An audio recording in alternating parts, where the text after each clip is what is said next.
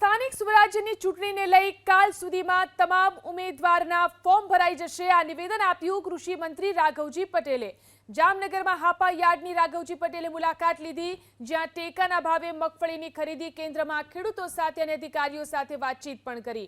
તો રાઘવજી પટેલની કારનો ચોટીલા પાસે અકસ્માત થયો હતો, જેને લઈને તેમણે ભગવાનનો આભાર માન્યો અને કારમાં સવાર તમામ સલામત હોવાની પણ તેમને વાત કરી।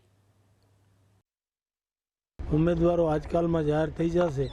ગઈકાલે પ્રદેશ પાર્લામેન્ટરી બોર્ડની મીટિંગ હતી, એમાં અમે ઉમેદવારો બાબતની ચર્ચા કરી આવ્યા છીએ।